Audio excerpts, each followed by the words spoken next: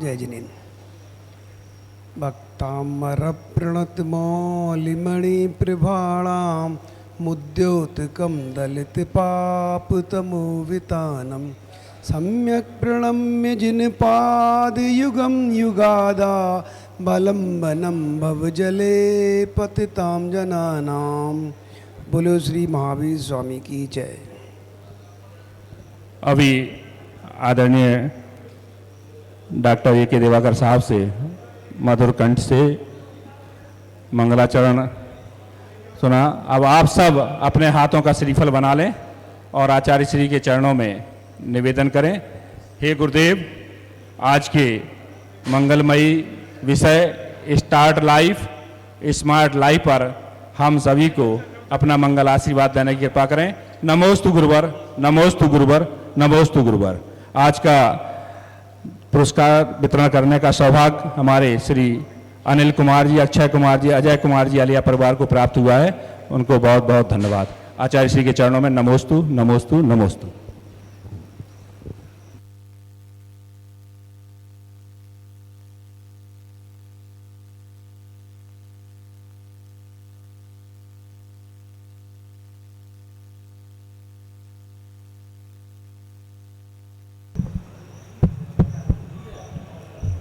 आज का विषय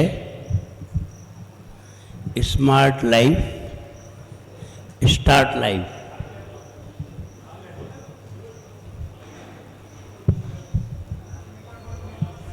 सभी लोग एक बार वंदना मुद्रा में उच्च ध्वनि में नमोकार मंत्र का उच्चारण कर ले।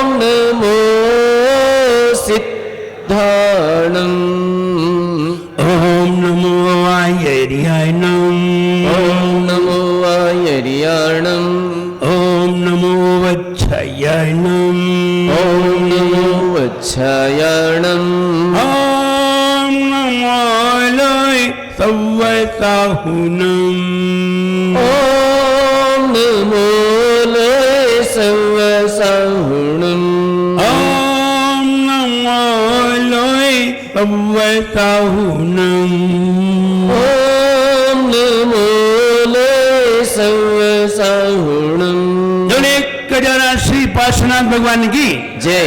एक जना श्री महावीर भगवान की जय। परम पूज्याचार्य गुरु श्री विराट गति गुरुदेव की जय। अहिंसामयी जैन धर्म की जय।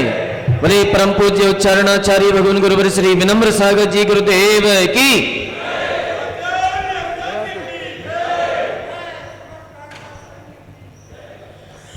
बुद्धि प्रखरता लाए जो, बुद्धि प्रखरता लाए जो, कार्य निपुणता लाए जो। बुद्धि प्रखरता लाए जो, कार्य निपुणता लाए जो। खुश दिल भाव दिखाए जो, खुश दिल भाव दिखाए जो। खुश दिल भाव दिखाए जो, खुश दिल भाव दिखाए जो। जीवन उसका श्रेष्ठ यान, जीवन उसका श्रेष्ठ यान, समझ वही स्मार्ट यहाँ। जीवन उसका श्रेष्ठ यहाँ, स्मार्ट यहाँ। उसकी बातों में हो, उसकी बातों में कुछ दम नजर आए। जीवन है पानी की बूंद, कब मिट जाए रे हो। जीवन है पानी की बूंद, कब मिट जाए रे। मन उत्तेजित नहीं करे, मन उत्तेजित उत्तेजित नहीं करे, बात सही झट से समझे। मन उत्तेजित नहीं करे, बात सही उसमें समझे। सोच समझ कर बात कहे, सोच समझ कर बात कहे, सोच समझ कर बात कहे, सोच समझ कर बात कहे। श्रेष्ठ विचार करे हरदम, श्रेष्ठ विचार करे हरदम, नजर आए उसमें दमखम। श्रेष्ठ विचार करे हरदम, श्रेष्ठ विचार करे हरदम, नजर आए उसमें दमखम। श्रेष्ठ विचार करे हरदम, न चलाए उसमें दमखम। उसने निर्णय से हो, उसके निर्णय से सब खुश हो जाए। जीवन है पानी की बूंद, कब मिट जाए रे हो। जीवन है पानी की बूंद, कब मिट जाए रे। होंगी अनहोनी हो, होनी अनहोनी कब क्या घट जाए। जीवन है पानी की बूंद, हो जीवन है। हम अपने जीवन को शुरू करना चाहते हैं तो किसी ने कहा है कि गुरु के बिना जीवन शुरू नहीं होता है, यह भी कहा है। लेकिन ध्यान रहे, तुम्हें जरूरी नहीं है कि तुम्हें सामने गुरु मिले और तब तुम्हारा जीवन शुरू हो। अगर गुरु नहीं मिले तो तुम्हारा जीवन शुरू कैसे होगा? विचार करिए। गुरु मिलेंगे तभी जीवन शुरू होगा, इसका मतलब है अमेरिका में किसी का जीवन शुरू होगा ही नहीं, और विदेशों में किसी का जीवन शुरू होगा ही नहीं। क्योंकि तुम तो गुरु किसे मानते हो? दिगंबर गुरु ही गुरु है, बाकी सब गुरु है ही नहीं। तो कहते हैं नहीं, मां भी गुरु है, तुम भी गुरु हो। जब तुम्हारे कोई गुरु ना हो तब मेरी आत्मा गुरु होती है। और ध्यान रहे, एक गुरु तो बाहर के निमित्त है, सही गुरु तो मेरी आत्मा है। हम जो चाहेंगे वही होगा। तुम लाख कहते रहो, तुम अपने विचार रखने में स्वतंत्र हो, लेकिन हम तुम्हारे विचारों से सेटिस्फाई हो ये जरूरी नहीं है। हर व्यक्ति अपना विचार रखने के लिए स्वतंत्र है, लेकिन हर व्यक्ति के विचार से सेटिस्फाई नहीं होता है। जो हमारा अंतरंग आत्मा कहती है हम उसी को स्वीकार करते हैं। अंतरंग आत्मा ही गुरु है, फर्स्ट गुरु हम। अब ये सब व्यवहार के गुरु हैं, ये गुरु मेरी परत को खोलते हैं, इसलिए इनको गुरु मान लिया है। अगर हम स्वयं अपनी परत खोल लें तो कोई गुरु नहीं है। बताओ तीर्थंकर का कौन गुरु है? वे स्वयं गुरु हैं। अब इनके तो कोई गुरु हुए ही नहीं और बिना गुरु के गुरु बन गए। तो इन्होंने पूर्व में गुरु बनाए थे, अब पूर्व में गुरु बनाते बनाते एक समय ये आया, ये खुद ही गुरु बन गए। रामचंद्र जी के गुरु वशिष्ठ थे, लेकिन गुरु वशिष्ठ के गुरु कौन थे? इसलिए जो अपनी आत्मा में अच्छे चिंतन करने वाला हो, जो अपनी आत्मा में सही विचार करने वाला हो, जिसके मन के विचार कभी गलत ना हो, वो व्यक्ति स्वयं गुरु है। इसके लिए गुरु बनाने की जरूरत, इसलिए तीर्थंकर स्वयंभू है। स्वयंभू, स्वयं माने अपने आप, भू माने होना। ये स्वयं ही जो होना है होते हैं, इसलिए ये स्वयं गुरु हैं तीर्थंकर भगवान। सुप्रीम स्मार्टनेस है ये, कमजोर वाले नहीं है, इनसे ऊंची स्मार्ट कहीं नहीं है। ये सभी विषय के बारे में जानते हैं। अगर कोई समाज के बारे में जानना चाहे तो उसको बता देते हैं, अगर कोई जीवन के बारे में जानना चाहे उसे बता देते हैं, कोई आत्म तत्व के बारे में जानना चाहे उसे बता देते हैं। इनके मन से कोई भी प्रश्न अछूता नहीं है, इसलिए तीर्थंकर भगवान स्वयं गुरु है। अगर किसी प्रश्न का जवाब नहीं आता है तो हम स्वयं गुरु नहीं है, हमें भी किसी गुरु के पास जाना पड़ेगा।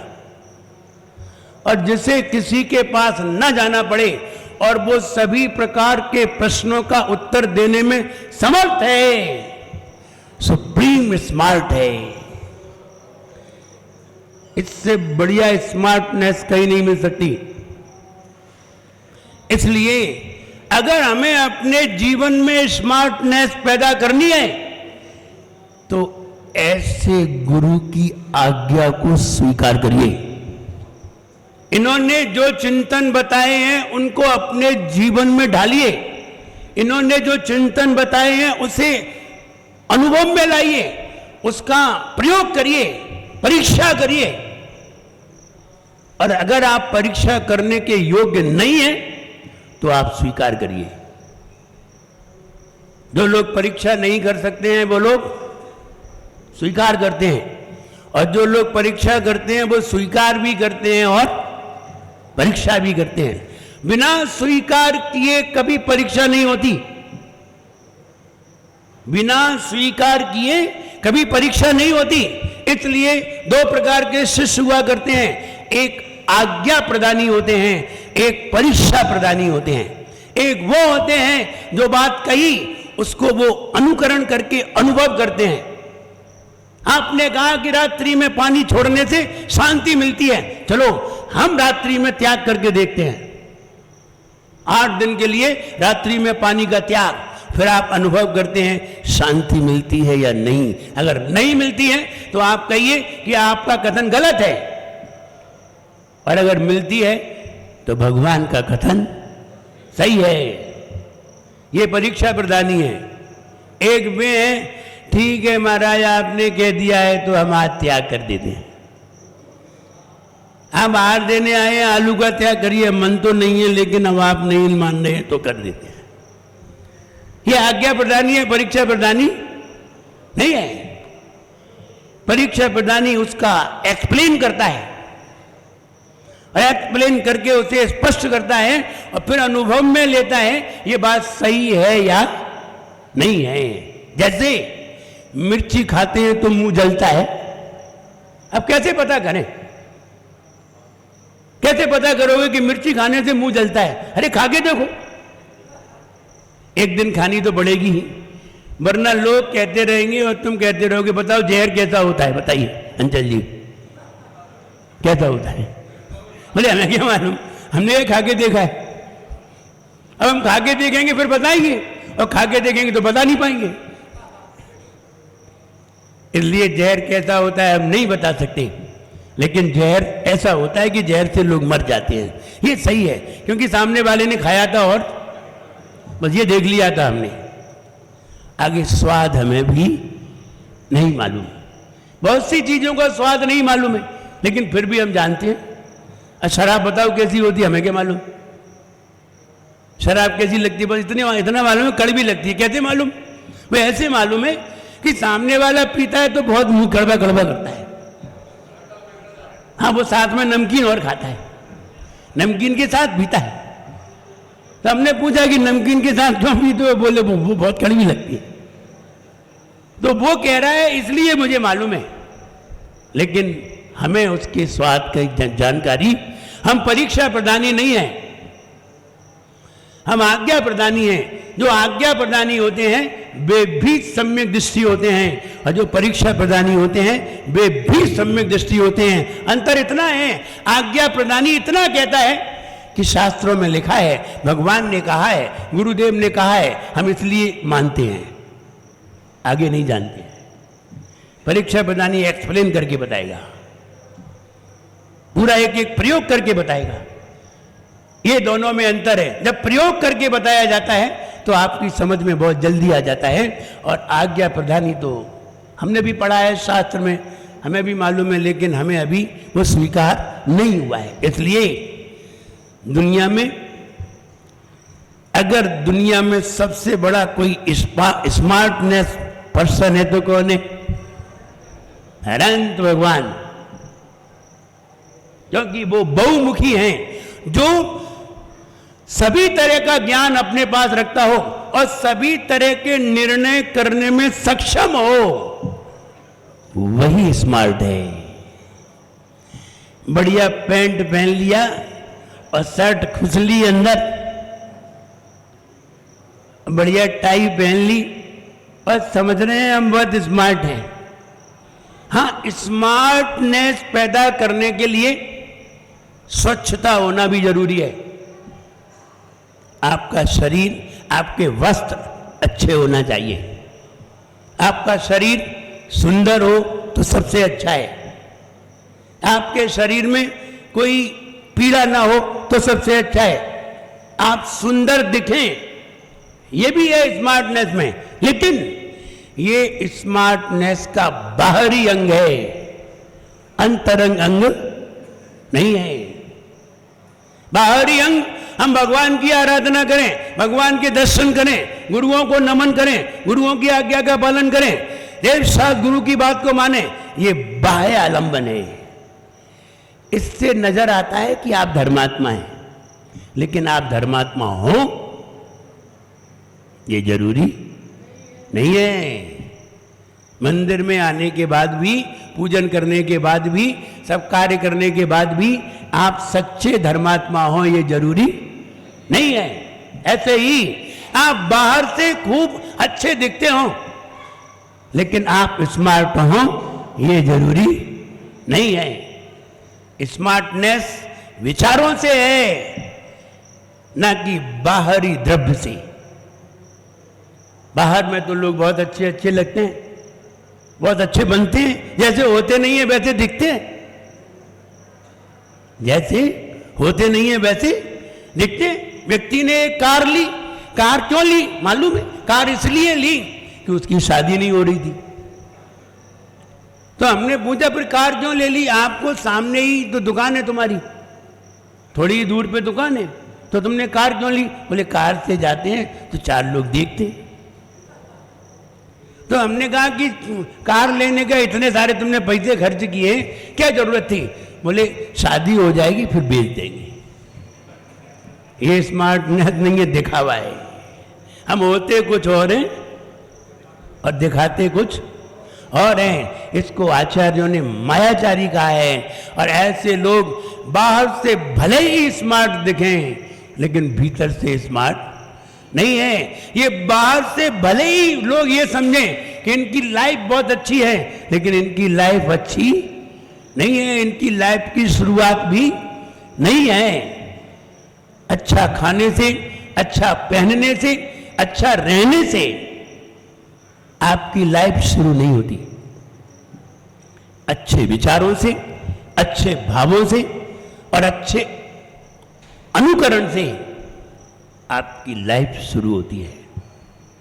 जब आप कहते हैं बिना गुरु के जीवन शुरू नहीं, इसका मतलब यह है कि गुरु की आज्ञा का पालन करो, जैसा वो कहते हैं वैसा करोगे तो तुम्हारा जीवन शुरू होगा, वरना नहीं होगा। और आगम में ये कहा है जिसको सम्यक दर्शन है, सम्यक दर्शन की भूमिका जिसके अंदर है, वहीं से तुम्हारा जीवन शुरू होता है। तब तक कोई जीवन शुरू नहीं है। नयापन लाइए, और नयापन आपके जीवन में नहीं आएगा तो आपका जीवन शुरू है ही नहीं, क्योंकि पुराने जीवन में कोई खासियत नहीं है। सवेरे से उठना, उठ करके नहा करके कपड़े पहनना, मंदिर आना, दुकान पे जाना, खाना, सो जाना, ये तो प्रक्रिया कई दिन से चल रही है। इसमें कौन सा आनंद है? इतना करने पर आपके जीवन में कौन सा आनंद है? कोई आनंद नहीं है। इसलिए ये ओल्ड लाइफ है। अब नयापन लाइए। नयापन से मतलब इन विचारों से हटिए। अभी तक हमने न जाने क्या क्या अपना बनाया है। अरे एक दिन ये कह करके भी देखो कि मेरा कुछ भी नहीं है। ये नयापन है। अभी तक कहते रहे मेरा घर है, मेरा व्यापार है, मेरा परिवार है, मेरा संसार है। अभी तक कहते रहे, एक दिन ये कह के देखो आई एम एन एलोन। ये भी तो कह के देखो। ये नयापन है। ये तुम्हारे लिए नयापन है। ये स्मार्टनेस है। स्मार्टनेस तत्काल उत्तर देने की क्षमता, तत्काल उत्तर देने की कैपेसिटी अगर आपके अंदर है तो आप स्मार्ट हैं, और अगर आपके अंदर ये नहीं है तो आप किसी चीज में भी कुशल नहीं है। आप इंटरव्यू देने जाइए, क्या देखी जाती है? इंटरव्यू देने जाइए, आपके अंदर क्या देखा जाता है? पहला लुक सामने देखा जाएगा। आप आईएएस का इंटरव्यू देने जाइए, आप प्रोफेसर का इंटरव्यू देने जाइए, आप टीचर का इंटरव्यू देने जाइए। सबसे पहले आपका पहनाव, आपकी चाल, आपकी बात करने का तरीका, सामने वाला प्रश्न पूछेगा, आप किस तरीके से बात करते हैं। मैं एक उदाहरण दूं। मैं 10th क्लास में पढ़ता था। एक बार हर सोमवार को कॉपी को जांचा जाता था। टीचर देखता था, 6 दिन में लिखते थे, और 7वें दिन इकोनॉमिक्स की कॉपी थी और इकोनॉमिक्स के टीचर थे। तो मेरा कोर्स तो पूरा था, होमवर्क तो कंप्लीट था, लेकिन हम कॉपी लाना भूल गए थे। तो देखिए, मैं बात बता रहा हूं, जब सारे लोगों ने कॉपी रख दी और हमसे पूछा गया आपकी कॉपी कहाँ है, जबकि मेरी कॉपी सबसे अच्छी मानी जाती थी, द बेस्ट। उसमें वो वेरी गुड लिख के भेजते थे, क्योंकि राइटिंग भी अच्छी थी और होमवर्क कंप्लीट रहता था, याद करने में भी सब कुछ था। तो उन्हें बहुत अच्छा लगता था सर को। तो उन्होंने जब कॉपी जाती तो मैं लाना भूल गया, तो मुझे बड़ा पछतावा हुआ। और सर बोले आप कॉपी लेके नहीं आए। मैंने कहा सर आज भूल गए। तो मैंने सिर्फ इतना कहा, सर तब तक तुम कॉपी जांचो, तब तक हम लेकर के आ जाएं। देखिए बोलने का ढंग, तब तक तुम कॉपी जांचो, तब तक हम लेकर के आ जाए घर से। तो सर ने मेरी तरफ देखा और देख करके कहा, तुम्हें बड़े लोगों से कहने का तमीज नहीं है? बड़े लोगों से तुम कहा जाता है? उस दिन के बाद मैंने अपने पिताजी से भी बात की ना, तो आप कह के बात की। बोलने का ढंग, सबसे पहले चाल, लुक, बोलने का ढंग। आप प्रोफेसर बनने जा रहे हैं, आप डीएम बनने जा रहे हैं, तो आप किस तरह से आप पेश होते हैं, बैठने का, बोलने का, सब ढंग देखा जाता है। ये बाह्य है। अब अंतरंग कोई ऐसा प्रश्न पुटअप किया जाता है जिससे कि तुम कितने जल्दी उत्तर देने की क्षमता रखते हो, और जितनी जल्दी उत्तर देते हो, सामने वाला इंटरव्यू वाला उतना ही जल्दी आपको अंक दे देता है। बताइए 100 तक गिनती में 1 कितनी बार आया है? 1 से लेके 100 तक की गिनती में 1 कितनी बार आया है? अब वो लगे ढूंढने, अब वो गिनने में लगे इतनी देर में। तो जब आप बैंक कंपटीशन का उत्तर देने जाएंगे, बैंक कंपटीशन का उत्तर देने जाएंगे, तो वहां एक प्रश्न में आधा मिनट भी नहीं मिलता। एक प्रश्न में आधा मिनट भी नहीं मिलता है। जब हमने एक बार कंपटीशन दिया था तो 90 मिनट में 200 प्रश्नों का हल देना था, और उसमें एक ऐसे भी लिखना था इंग्लिश में। तब आप विचार करिए कि 200 प्रश्नों का उत्तर देके एक ऐसे भी लिखना है 90 मिनट में। अब एक प्रश्न का उत्तर कितनी देर में दोगे? आधा मिनट भी नहीं है। और अगर आप दे सकते हैं तो कितने हजारों लोग बैठते हैं, थोड़े से लोग सेलेक्ट होते हैं। इसलिए क्या तलाश की जाती है? आपकी मेडिकल की दुकान है और आपकी दुकान में बहुत सारी मेडिसिन है। ध्यान रहे, अगर आपके अंदर शार्पनेस नहीं है, अगर आपके अंदर सामने वाली चीज कहाँ रखी है, सामने वाले व्यक्ति ने बोला और आपने तत्काल उठा के दी, तो आप कुशल शॉपर हैं। वरना आपकी दुकान खुली रहेगी और तुम कहो खड़े रहो, अभी देखते हैं, ढूंढते हैं, और तुम ढूंढते रहो, हम बाजू वाले से ले आते हैं। शार्पनेस की कीमत है, एग्जाम में शार्पनेस की कीमत है। आपने 1 साल तक बुक्स को पढ़ा है, लेकिन 3 घंटे में बताना है। और 3 घंटे का पेपर विद्यार्थी के लिए होता है, लेकिन टीचर के लिए वही पेपर सिर्फ 1.25 घंटे में करने को होता है। अगर शिक्षक उसी पेपर को करे तो 1.25 घंटे में कर देगा जिसने बनाया है, लेकिन विद्यार्थी के लिए 3 घंटे दिए जाते हैं। जो पेपर बनाते हैं वो जानते हैं कि पेपर कैसे बनाया जाता है और कैसे लिया जाता है। जो टीचर होंगे वो जानते हैं। तो इसलिए वहां शार्पनेस की पूछ है। आपके अंदर शार्पनेस है, आप पेपर जल्दी करेंगे और जल्दी करेंगे तो जल्दी निकल जाएंगे। और अगर आपके अंदर शार्पनेस नहीं है तो आपके अंदर स्मार्टनेस भी नहीं है। शार्पनेस एक छोटा सा पॉइंट है, स्मार्टनेस फुल है। इसलिए आपके अंदर तत्काल प्रश्न की उत्तर देने की योग्यता होनी चाहिए। कौन से प्रश्न की? हमारे विषय का प्रश्न होगा तो हम उत्तर दे सकेंगे। तो आपके अंदर शार्पनेस तो है, लेकिन स्मार्टनेस नहीं है, क्योंकि जो विषय है आप उसी विषय के बारे में जानते हैं, लेकिन स्मार्टनेस सभी विषय के बारे में जानता है। कभी समाज संबंधी प्रश्न आ जाता है तो समाज संबंधी उत्तर भी देने पड़ते हैं, समाज के हित में कार्य भी करना पड़ता है। और जो सही उत्तर देना जानता है वही व्यक्ति सबसे आगे होता है।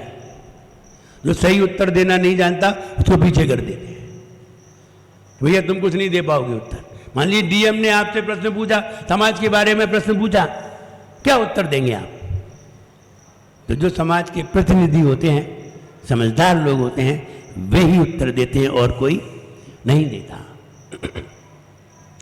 इसलिए ये चयन होता है कि कौन व्यक्ति स्मार्ट है, सभी प्रश्नों के जवाब देने में जो समर्थ है, और फिर भी जो गंभीर है।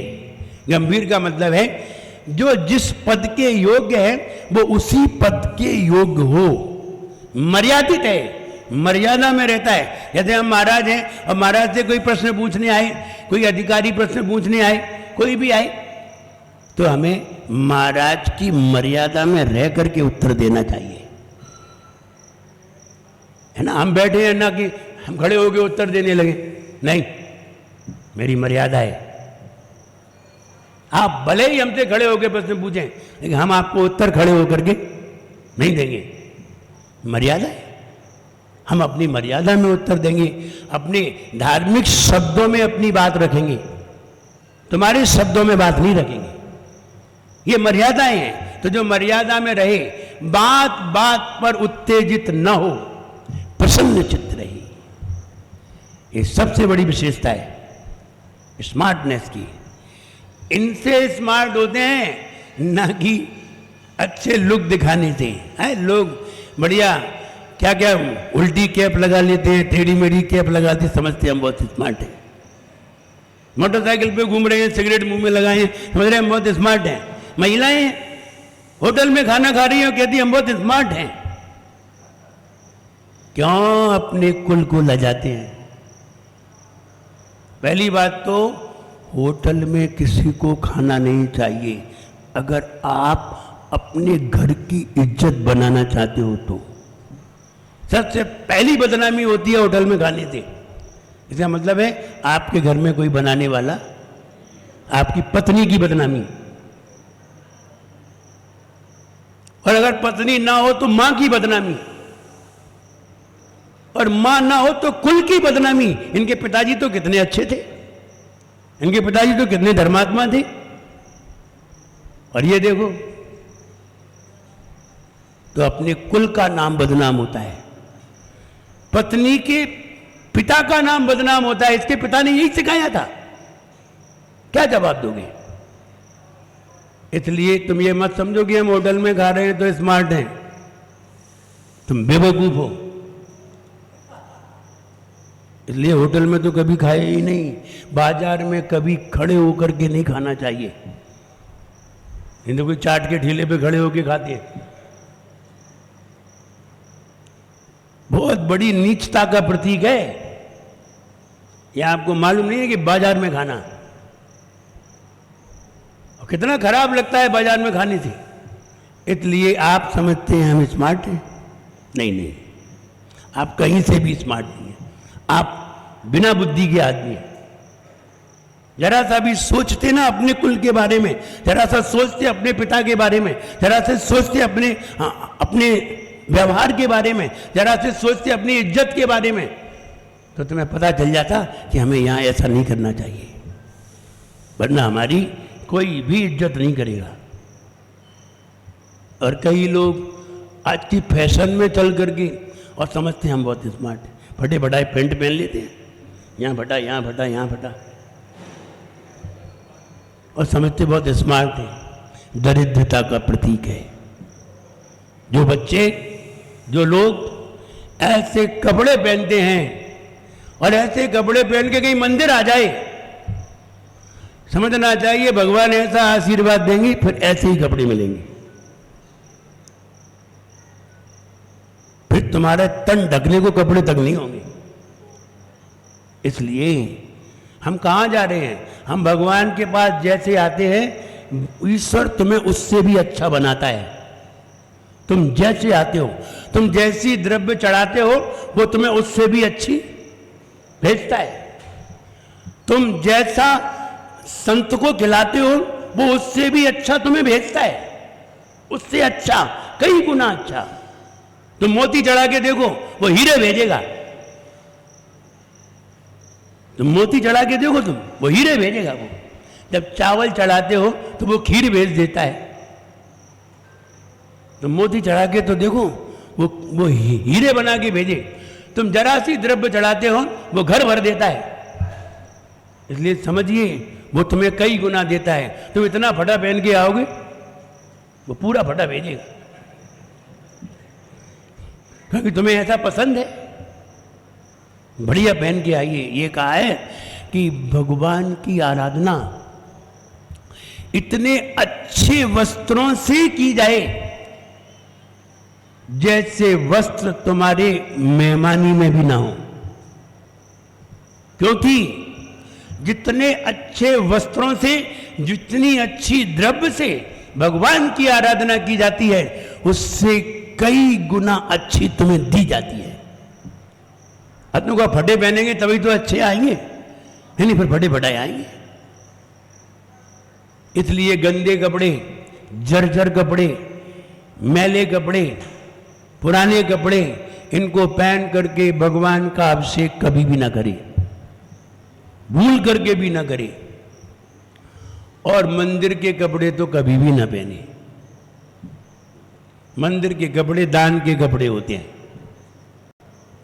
दान की चीज का उपयोग करके आप भगवान की पूजा न करें, अपनी चीज का प्रयोग करिए। अगर आपको मंदिर के कपड़े पहनने का बहुत शौक है तो आप मंदिर में 4 जोड़ी पहले रख दीजिए, 4 जोड़ी मंदिर में रख दीजिए, फिर आप पहनिए। अब आप मंदिर के नहीं पहनते हैं, आप अपने पहनते हैं। समझिए, मैंने सन 85 से 85 से भगवान की पूजन की, 85 से, और 85 से 1992 तक भगवान की पूजन की। 7-8 साल भगवान की पूजन की, लेकिन कभी भी मंदिर के कपड़े अपने शरीर पर बल्कि और मंदिर में रख दिए। हम 3 महीने 1-2 महीने पहनते थे और मंदिर में ही रख देते थे, भैया तुम लोग पहनो,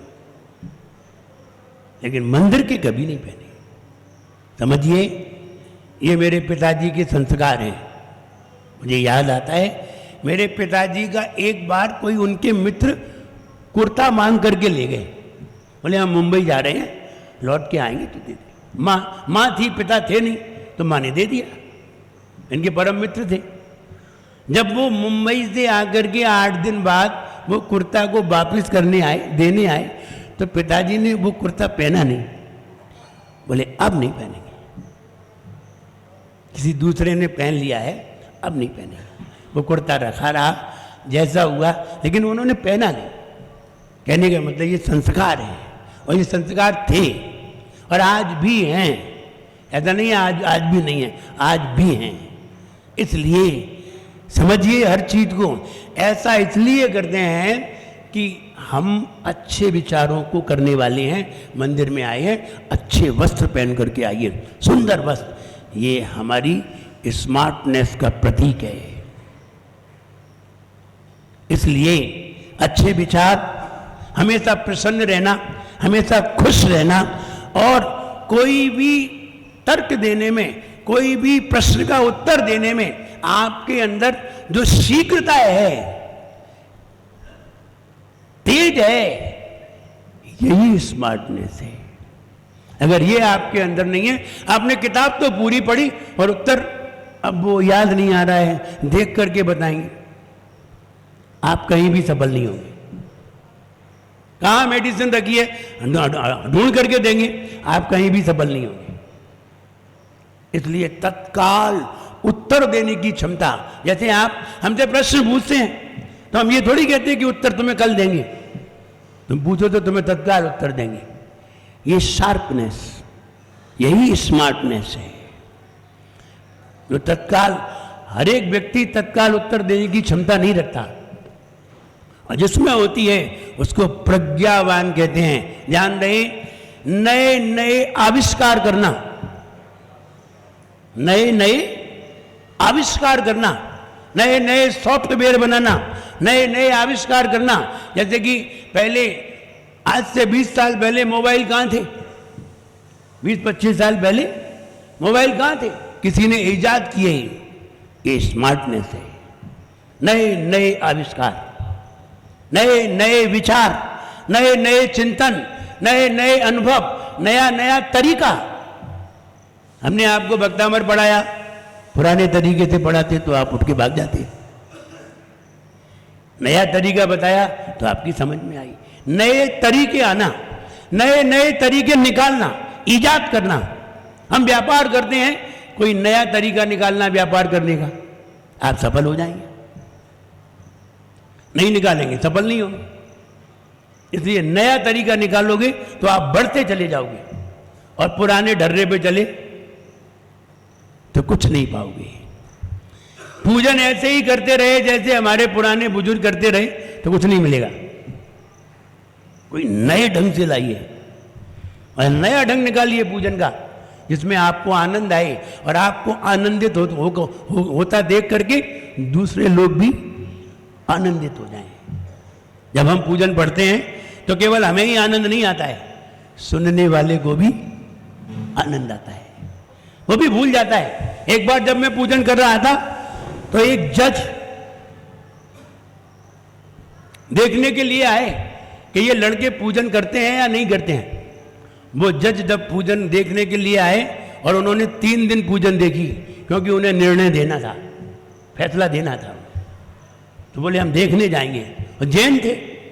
तो जब मंदिर में आए और जब हम लोगों को पूजन करते देखा तो मैंने नहीं उन्हें देखा, वो सब देखते रहे। और उस केस में मेरा भी नाम था, मेरा भी उसमें नाम था, झगड़े में मेरा भी नाम था। वो झगड़ा इस बात का था, एक पक्ष कह रहा था कि मंदिर में दीपक नहीं जलेगा, और मेरा पक्ष कह रहा था कि दीपक जलेगा। और जब झगड़ा हुआ तो बोले फिर लड़के तो लड़के हैं, फिर लड़कों ने कहा अब 1 दीपक नहीं, अब 108 दीपक जलेंगे। तो झगड़े में तो फिर होता ही है। तो उसमें केस बन गया, केस में जज के पास पहुंचा, जज मंदिर आया, मंदिर में आकर के उसने 3 दिन देखा, लेकिन मैंने उन्हें नहीं देखा। जब हम अदालत में पहुंचे तब हमें नजर आए, हम ये तो मंदिर में आए थे। अब वो देखने के लिए आए थे, उसने सारे केस खारिज कर दिए, बोले जितने भी रिपोर्ट करने वाले वो सब गलत है। हम मैं देख करके आया हूं 3 दिन। ये लड़के ऊधम नहीं बचाते हैं, भगवान की आराधना करते हैं। तो कहने का मतलब ये है कि हम ऐसी नए ढंग से आराधना करें। हम जब आराधना करते थे, पूजन करते थे, तो कभी खाली हाथ नहीं करते थे। तुम लोग वो खाली हाथ कर लेते हो, हम खाली हाथ पूजन नहीं। हमारे हाथ में, गले में वाद्य यंत्र होंगे और इतने तन्मय होंगे कि सामने कौन आया मुझे नहीं मालूम कि कौन आया, लेकिन उसे मालूम है कि मैं पूजन कर रहा हूं।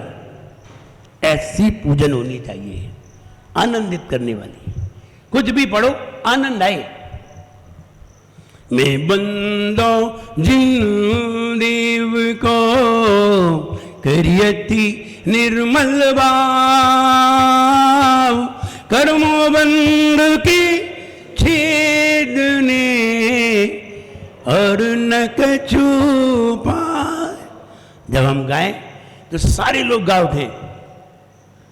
और आप भक्तामर पढ़िए, आप पूजन पढ़िए, और हम आपके सामने पूजन करने लगे तो आप अपनी पूजन भूल जाएंगे कि कैसे करें।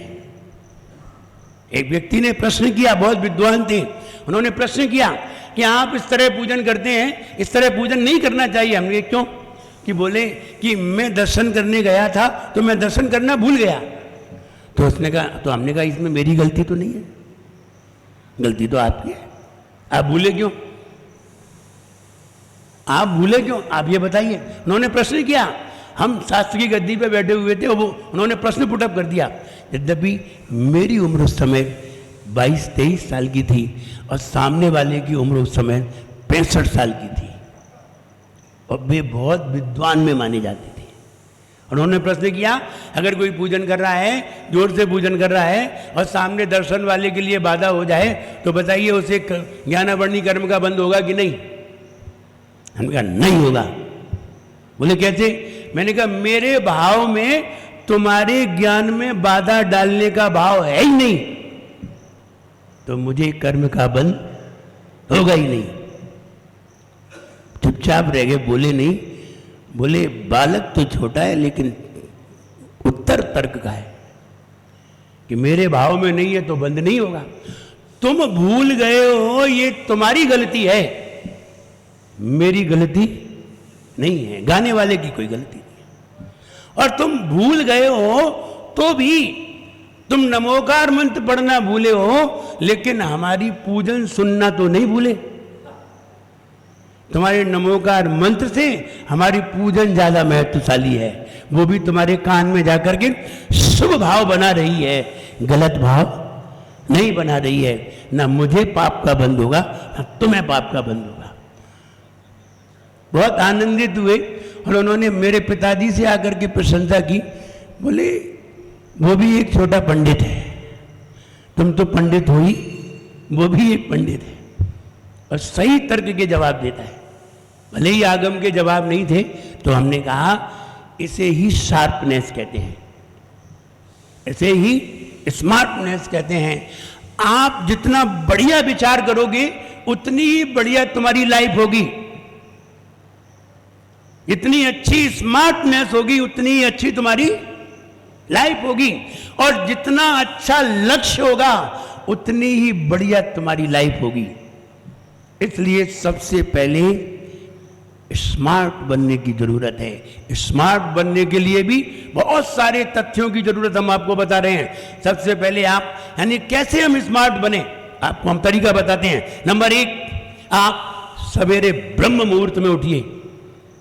जो ब्रह्म मुहूर्त में उठते हैं और उठ करके बिल्कुल शांति से बैठ जाते हैं, उनके मन में ऐसे ऐसे प्रश्नों के जवाब आते हैं जो उन्होंने सोचे भी नहीं हो। बिल्कुल सही जवाब निकल करके आते हैं जब आप ब्रह्म मुहूर्त में उठ करके और चिंतन करते हैं। कोई भी प्रश्न डालिए, आपको उत्तर निकालने का हम बहुत बढ़िया तरीका बता रहे हैं। आप सारे पक्षों को हटा दीजिए, अपने विचारों को हटा दीजिए। मेरा इसमें यह विचार है, आप थिंक लेस हो जाइए आप, और अपने विचारों को हटा दीजिए, शास्त्र के पढ़े विचारों को भी हटा दीजिए, और सब विचार हटा करके आप अपना प्रश्न अपने अंदर डालिए। जैसे नंबर 1, भगवान की पूजन से क्या लाभ है? आप किताब का पढ़ा कोई उत्तर नहीं निकालिए, आप अपना विचार मत रखिए और आराम से आप बैठ जाइए और पूछिए भगवान की पूजन से क्या लाभ है। आप 5 मिनट नहीं लगेंगे आपको और आप सही उत्तर निकल आएगा। तरीका, और ये तरीका हमने कई बार अपनाया है। जो हमने पढ़ा नहीं है शास्त्र में और किसी ने हमसे प्रश्न पुटअप कर दिया और हमने कहा आप थोड़ी देर बाद आइए या कल आइए, आपको इसका उत्तर मिलेगा, और हम ध्यान में बैठेंगे, चिंतन में बैठेंगे, उत्तर निकाल के आपको सामने रख देंगे। ये बात बिल्कुल सही है। और बाद में शास्त्रों में वो बात मिली तो जो हमने चिंतन किया था वही मिली। तब हम ये अपने आप को बहुत स्वाभिमानी समझते हैं, तब हम अपने आप को बहुत अच्छा समझते हैं कि मेरे प्रश्न का उत्तर कुंद कुंद भगवान के शास्त्र में मिला, तो मेरा विचार भी कुंद कुंद भगवान से सेटिस्फाई हुआ है। तब ये सोचना चाहिए। तो अपना पहला तरीका, आप ब्रह्म मुहूर्त में उठिए। दूसरा तरीका, आप ध्यान करिए। तीसरा तरीका, मन को शांत करिए। मन को शांत करोगे, जितना मन आपका शांत होगा उतनी ही जल्दी उत्तर निकल करके आएगा, और जितना मन क्लांत होगा आप उत्तर नहीं निकाल सकते। आप एग्जाम में बैठ जाइए, एग्जाम में आपने प्रश्न पढ़ लिया, अब आप दिमाग पे जोर दे रहे हो, अरे उत्तर समझ में नहीं आ रहा है, मैंने पढ़ा है और पढ़ करके याद नहीं आ रहा है, पूरा दिमाग पे जोर डाल रहे हो। जब तक आपके मस्तिष्क पर ऐसी लकीर बनी रहेगी तब तक आपको उत्तर नहीं आएगा। आप 3 घंटे नहीं 5 घंटे बैठे रहो, जब तक ऐसी लकीर बनी रहेगी, ऐसी लकीर समझ में नहीं आ रहा है, समझ में नहीं आ रहा है, और लगे दिमाग पे जोर, नहीं आएगा। 3 घंटे तक उत्तर नहीं आता, और जैसे ही कॉपी दे करके बाहर आते हैं, फिर उत्तर क्यों आया? रिलैक्स। जैसे ही ये लाइन खत्म होती है और ये लाइन ऐसी बनती है, खट से उत्तर आता है। इसलिए लाइन ऐसी ना बना करके ऐसी बनाइए। ऐसी लाइन कब बनती है? जब हम टेंशन में होते हैं तब ऐसी बनती है, और जब प्रसन्नता में होते हैं, आप प्रसन्नता करके देखिए, महाराज मजा आ गया, क्या क्या देखो मजा आ गया, देखो ऐसी बन जाएगी। पर तुम्हें मजा नहीं आया, ऐसी बन जाएगी। जैसे ही टेंशन में आओगी आपको कोई भी प्रश्न का उत्तर नहीं आएगा, और जैसे ही टेंशन फ्री होगे, प्रसन्नता में आओगे, अच्छे मूड में आओगे, कट से उत्तर आ जाएंगे। इसलिए पेपर दे के आते ही उत्तर आते हैं, पेपर में नहीं आ पाते। रिलैक्स होइए वहां। इसलिए शांत मन में सही उत्तर निकल करके आते हैं, सभी उत्तर निकल करके आते हैं। इसलिए मन को शांत बनाइए।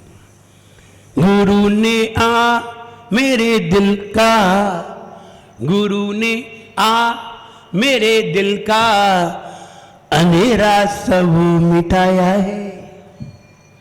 गुरु को स्मरण करिए, भगवान को स्मरण करिए, मन शांत हो जाएगा। गुरु ने आ मेरे दिल का अंधेरा सब मिटाया है, मुझे सच ज्ञान दे करके नया दीपक जलाया है।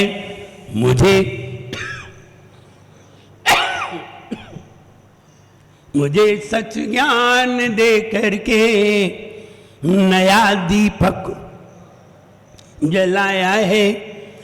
मैं अंधा था, मुझे कुछ भी नजर आता न था यारो।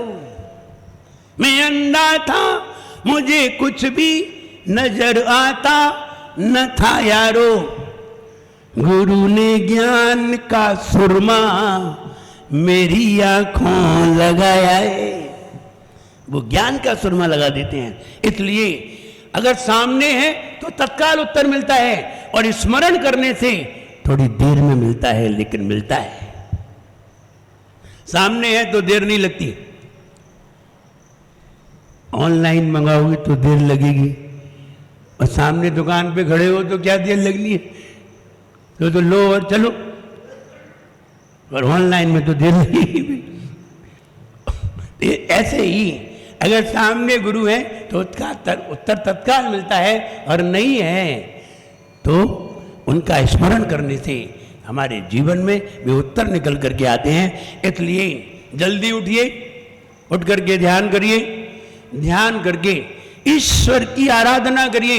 ईश्वर की आराधना करने से हमारा ब्रेन इलार्ज होता है, और जैसे ही इलार्ज होता है वैसे ही हमें सारी चीजें स्मरण में आने लगती हैं। ब्रेन में सारी चीजें भरी हुई हैं, लेकिन समय पर निकलना, इसे ही शार्पनेस कहते हैं। वक्त पर आ जाए, इसे ही शार्पनेस कहते हैं। और वक्त पर नहीं आए तो तुम रखे रहो। गोडाउन में बहुत सारा सामान रखा है, लेकिन तुम्हें मालूम ही नहीं है कौन सी चीज कहां रखी है। तुम क्या बिक्री करोगे? तुम कुशल व्यापारी हो ही नहीं। यहीं बैठे बैठे बता दो कि कहां रखी है तो तुम कुशल हो, वरना तुम कुशल नहीं हो। महाराज से प्रश्न पूछते हैं, महाराज तत्काल बता देते हैं, देख लो फलाने शास्त्र में फलानी नंबर का था, तो आप कहते हैं महाराज बहुत स्मार्ट हैं, महाराज बहुत स्मार्ट है, फटाक से बता देते हैं। किसी बच्चे से पूछा, बेटा बताइए कल्पांत काल शब्द भक्तामर में कहां कहां आया है?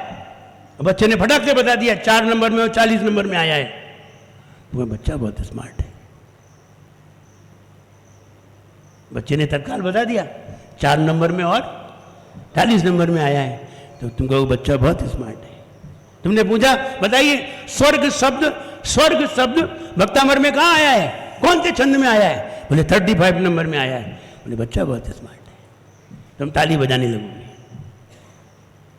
और अगर नहीं बता पाए तो तुम काहे को बजाओगे ताली?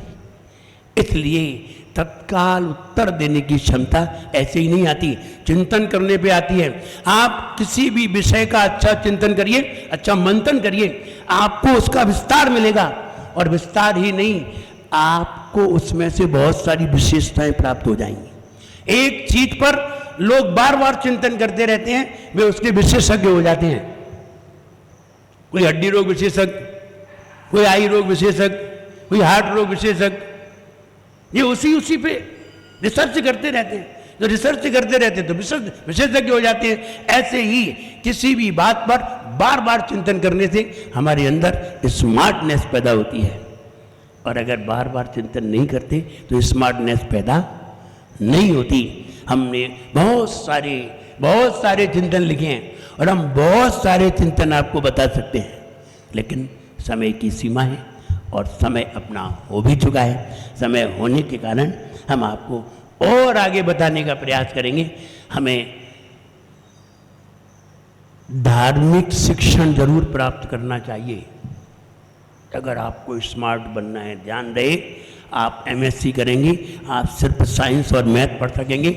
आप एमकॉम करेंगे, कॉमर्स पढ़ सकेंगे, अकाउंट पढ़ सकेंगे, इकोनॉमिक्स पढ़ सकेंगे। आप एमबीए करेंगे, आप बिजनेस मास्टर ही बन सकेंगे। आप एमसीए करेंगे, कंप्यूटर मास्टर ही बन सकेंगे। लेकिन आपने धर्म का पढ़ा तो आप ऑलराउंडर बनेंगे। धर्म ऑलराउंडर बनाता है।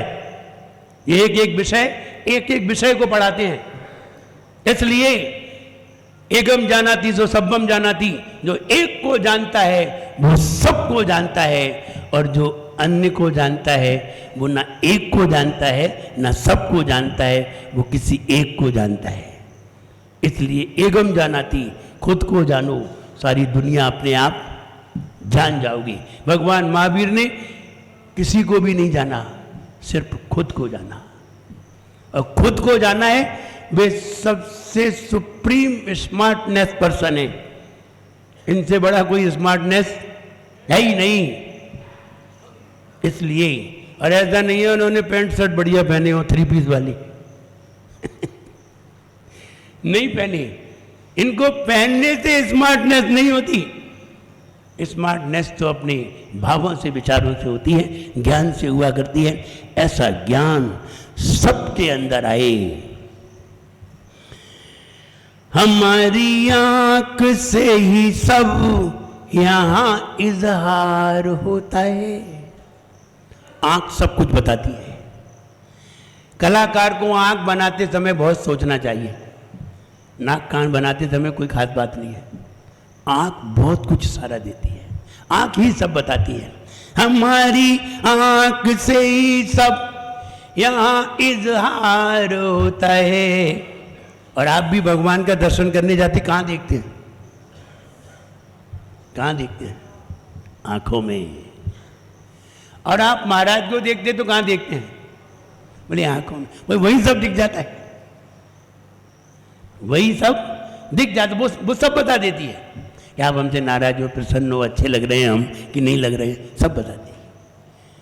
आप हमें देखना चाहते हैं, बोलना चाहते हैं, नहीं बोलना चाहते, सब बता देती है। इसलिए आंख ही सब कुछ है। हमारी आंख से ही सब यहां इजहार होता है। होगर मुस्कान हल्की सी, होगर मुस्कान हल्की सी, तो दिल से प्यार होता है। थोड़ा मुस्कुरा और दे देख करके अरे आनंदी आ जाए। हम महाराज के पास जाएं और महाराज देख के मुस्कुरा दें। आशीर्वाद दे या न दे, वे अच्छा मुस्कुरा दें देख करके, खुश हो जाए। और देखें ही नहीं तो फिर देखो तुम, अगर वे देखें नहीं फिर देखो, तुम गए हो दूर से और तुम्हें वो देखे ही नहीं। अखिलेश जी, मतलब तुम आगरा गए हो, महाराज देखे नहीं, है मूड ही खराब हो जाए, दोबारा जाने का ही मन ना हो। और देख ले, फिर देख लो, तुम सबको बताओ महाराज हमें देखा था।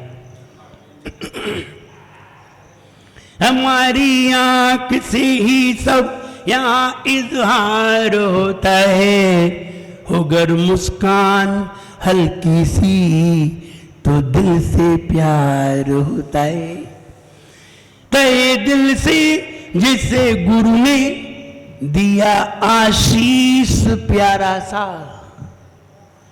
तहे दिल से जिसे गुरु ने दिया आशीष प्यारा सा, उसी बंदे का तूफान में सफीना पार होता है। उसी बंदे का तूफान में सफीना पार, सफीना माने जहाज, उसी बंदे का तूफान में सफीना पार होता है, जिसे गुरु आशीर्वाद दे दे। हम ये कहें गुरुओं का आशीर्वाद, जिनेंद्र भगवान का चिंतन, ब्रह्म मुहूर्त में उठना, ध्यान करना और शांत मन, ये सब हमारे जीवन को स्मार्टनेस बनाते हैं। और यहीं से हमारा जीवन शुरू होता है। इसलिए स्मार्ट लाइफ स्टार्ट लाइफ। इसलिए स्मार्ट बनिए, शार्प बनिए, स्मार्ट बनिए और अपनी जिंदगी को स्टार्ट करिए। मेरा सबके लिए खूब आशीर्वाद है। जय बोलिए परम पूज्याचार्य गुरुवर श्री विराट गद्दी गुरुदेव की।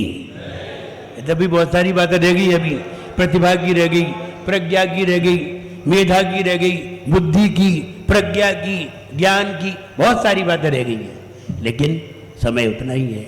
इसलिए कल नो योर फ्यूचर, अपना भविष्य जानो। एक बढ़िया चिंतन, at condition of existence so mind, at mind so condition of existence. जैसी मति वैसी गति, जैसी गति वैसी मति। अब पहले कौन सा लागू होता है? कल आप देखिए, मति लागू होती है या गति? आज के कृष्ण मंत्र पुरस्कार का सौभाग्य हमारे वीर अनिल जी अलिया परिवार को हुआ है, मैं गुरुदेव के श्री चरणों में निवेदन करूंगा कि वह आज के प्रश्न मंच के प्रश्न की शुरुआत करें। परम पूज्य प्रश्न मंच हाँ करिए। पहला प्रश्न।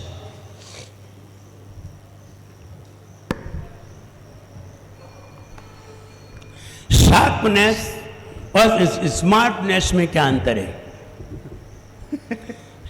शार्प और स्मार्ट दोनों में अंतर। शार्पनेस क्या है और स्मार्टनेस क्या है? बढ़िया चिंतन। कौन बता रहे? अब अच्छे डढ़िया तो अभी आए, अब कैसे बताएंगे? शार्पनेस स्मार्टनेस, हाँ बताइए।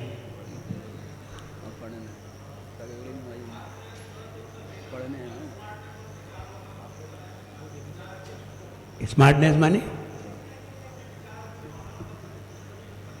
विचार अच्छे होना, बहुत अच्छे। शार्पनेस माने तत्काल उत्तर देने की क्षमता। Sharpness interview, exam, sharpness. और स्मार्टनेस अपने विचारों का श्रेष्ठ होना।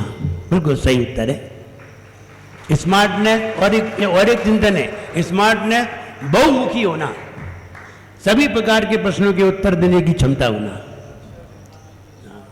आपको इतना बताना है, इतना समझाना है कि दुनिया में सबसे ज्यादा स्मार्ट कौन है? सबसे ज्यादा स्मार्ट, ये तो सब लोग बता देंगे।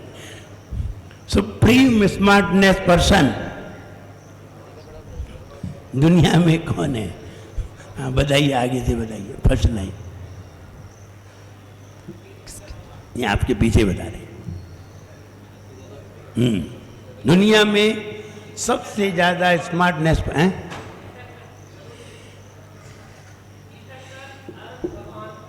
तीर्थंकर भगवान, सबसे ज्यादा स्मार्टनेस है। बिल्कुल सही आंसर है, क्योंकि वो सभी प्रकार के उत्तरों को देने की क्षमता रखते हैं। अगला प्रश्न। देखिए, बढ़िया चिंतन सुनने को मिलते हैं, बढ़िया चिंतन मन प्रसन्न हो जाता है अगर एक बात भी अच्छी मिलती है। दम किसके अंदर नजर आती है? जो आचार्य श्री ने स्टार्टिंग में ही जो छंद बोला था, वो हमें ही देखना पड़ेगा। दम किसके अंदर नजर आती है?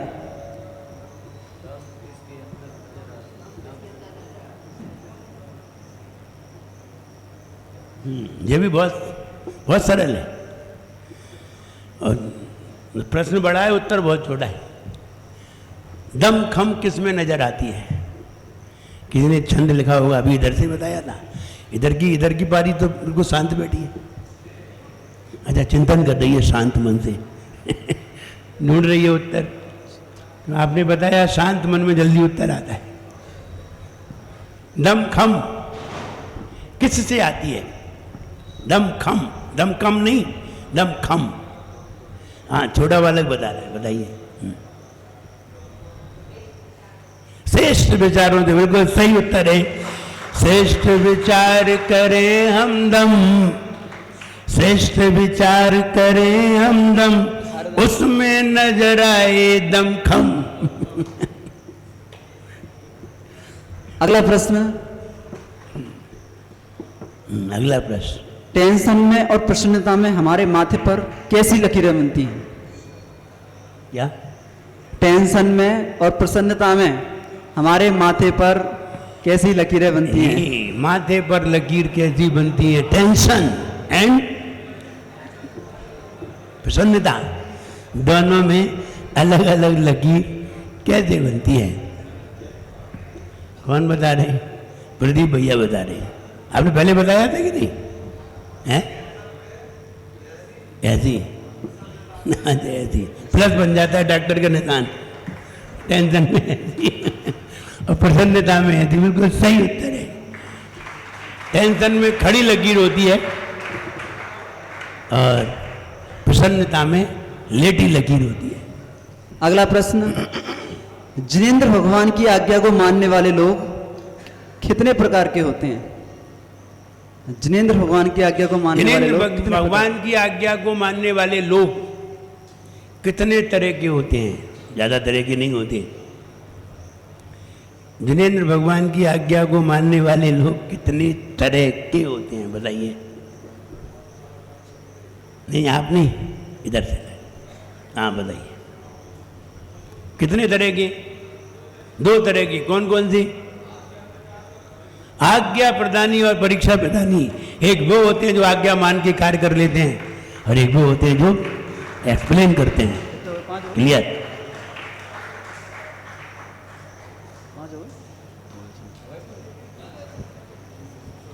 हो गए 5?